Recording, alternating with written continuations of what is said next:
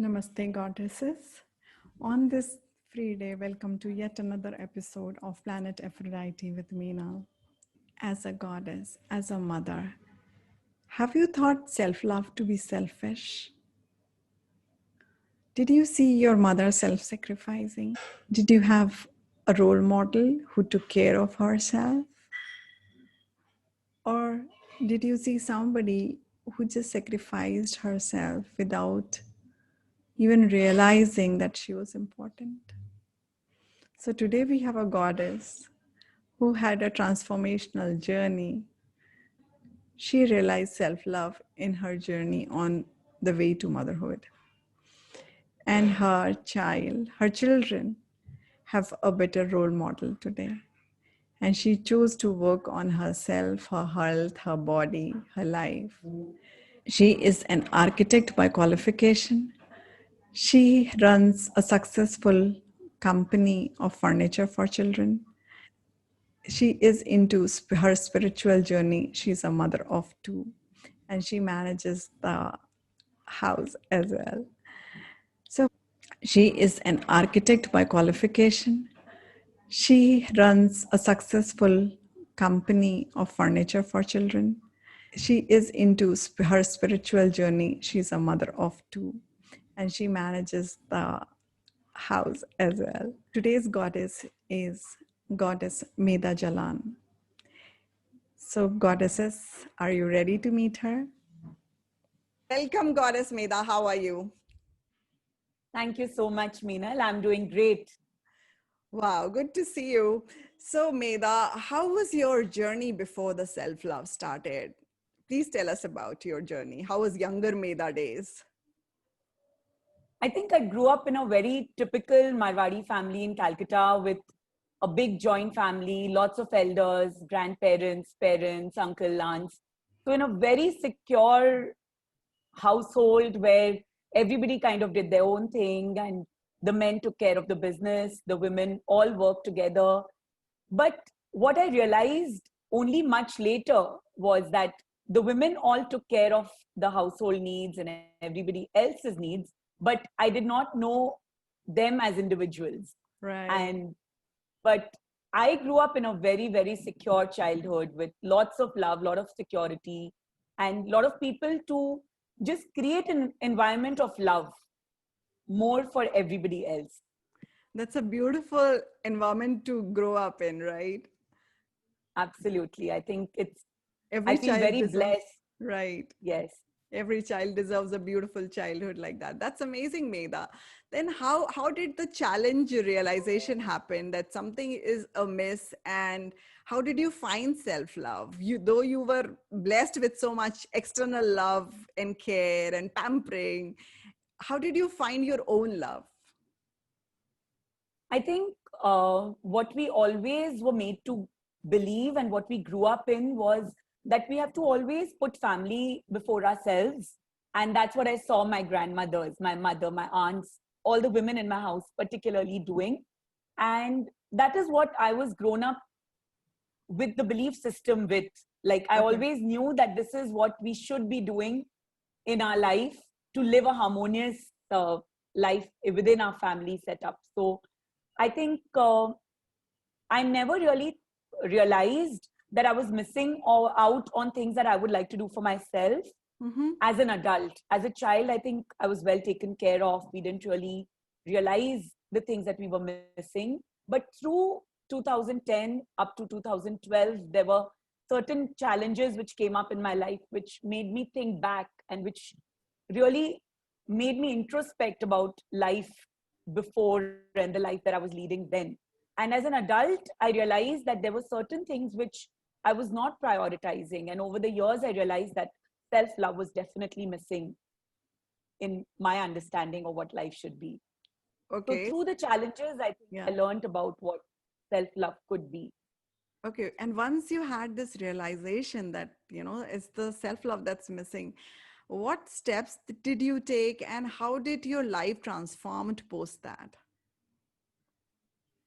I think for me, it was a very gradual understanding Mm-hmm. because through the challenges, I think the thinking began to change. And I realized loving my body, loving myself started from my loving my body Okay. and taking care of it with the right food, the right care, which I think I was neglecting a lot, especially after I became a mother for the first time. And once I conceived my second child, and through the pregnancy, which was kind of difficult with small challenges, I realized that I needed to put my needs ahead. And that feeling of self love kind of was born when my second child was born. And I realized that I needed to take care of myself to be able to take care of her. And that journey, where I started taking care of myself, I started exploring the vegan world, started around then. And I think that is when I realized it was missing. That's a great realization and small baby steps that you took towards your own self. Medha, I would like to know when you have a realization like this, and you're doing it for your child as well, because you realize that you could take care of the child better only when you took care of yourself. So what all things you did? You shared about vegan. I would like to know more about your vegan journey and about your second giving birth to the second baby. How did it all roll up? So I started exploring the vegan world somewhere a little before I conceived my second child. Okay. And I found it really difficult to do it all for myself, because somehow taking out that time from the family time and doing something for myself was not something I found very easy. Mm-hmm. But through my pregnancy with my aversions, I couldn't have anything with dairy. And I think the faith towards a vegan lifestyle kind of got further strengthened. And I kind of started taking care of those things by default earlier. Right. And over a period of time, I realized that this is something which I would like to stick to. So the vegan part, the vegan journey, I would say, began when I realized that I need to do it for my health, for myself, to be able to do anything that I need to for my family. So that was one very major step, I think, which I took when I realized that I need to take care of myself and love myself to be able to do this. And I think similar things which went alongside. So certain things which I did for my own growth, I would say my spiritual journey, my physical journey. So I started chanting classes. I started doing yoga regularly, where I was leaving my young child at home and going along with my husband for yoga classes 3 days a week. I started dance classes at home for myself. So I think all these things which I was doing for my own self, my physical self and my spiritual journey, I started Vedanta classes online. So all these were little steps that I did, which I did to take care of myself and be sure that I loved myself alongside taking care of my child, my Perfect. children. Perfect, Nida. And I'm sure there will be many goddesses who are going to be mother or who are mothers, and their mothers were very self-sacrificing. They loved them, they pampered them. But as you said, as an individual, they may not have taken their due care. Though they took care of the Yes, whole world, maybe for themselves, they did absolutely. not take the due care. So, what actionable step would you like to offer to such mother who are thinking maybe this is not appropriate, maybe not right now, my child is too young, maybe later, maybe when the kids grow up, they will take care of me, or whatever they are thinking. So, what is the advice or suggestion you would like to give them that they can maybe you had that dilemma too, but you overcame that, or you just conquered it. So I would like to have your opinion. Yeah. I think, Meenal, for me, like both my children have raised very differently in this respect, where my first daughter, I kind of prioritized over everything else. There have been times where I've had my meals holding her in my hand because I was very uncomfortable giving her to someone else and taking care of my own meals.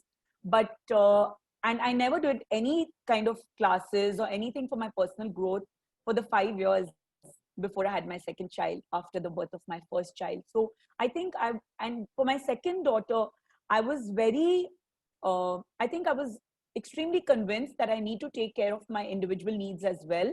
And sacrificing that will not help me in being a better parent. I was convinced of that by then.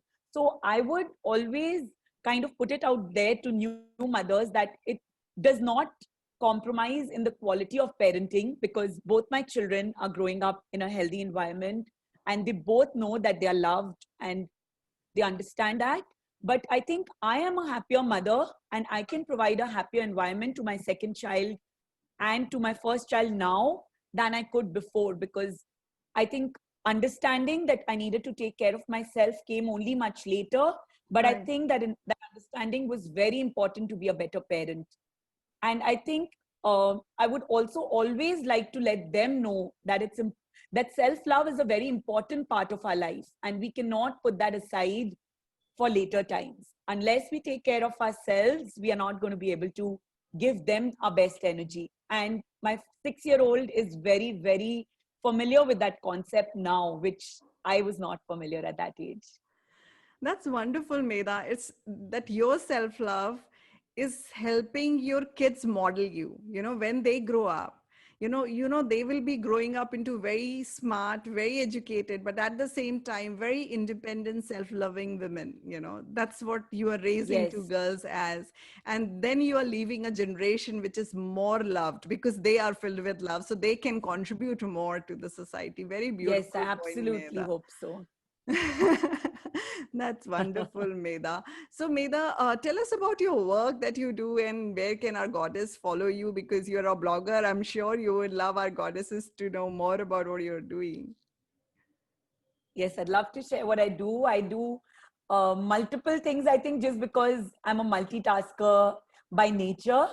So, mainly, I think what I'm involved in currently is a children's furniture brand in which I design and we get it handcrafted by a skilled set of artisans. We work with artisans locally Mm-hmm. and work with children's furniture using natural materials. We call it My Furniture Story with the fun element. Okay. And also, I'm a passionate blogger and I write about my parenting journey and my almost vegan journey, where I call myself the almost vegan, totally mommy.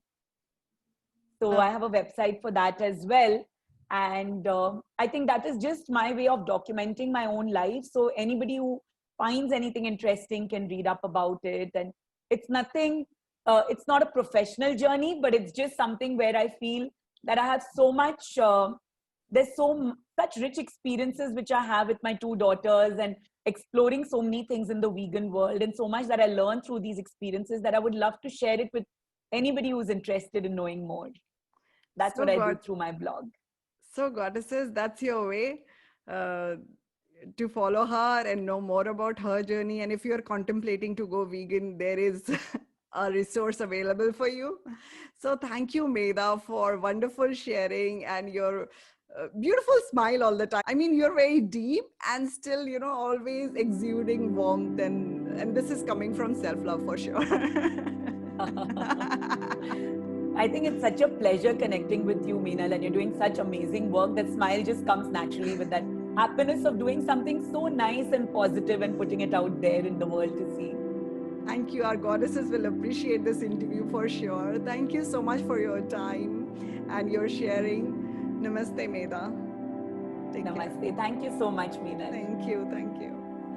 In today's episode, Medha covered her journey, and I'm so grateful that she could share that you can take that baby step of self-love, and it's the greatest work you can do for your children because they are picking up what you are doing, not what you are saying, but what you are doing. So keep practicing self-love as an act of changing the world. With that thought, I would like to take your leave this week, and do like, comment, and subscribe to this channel, and increase the dose of self-love, because self-love can cause miracles. Bye-bye. Namaste.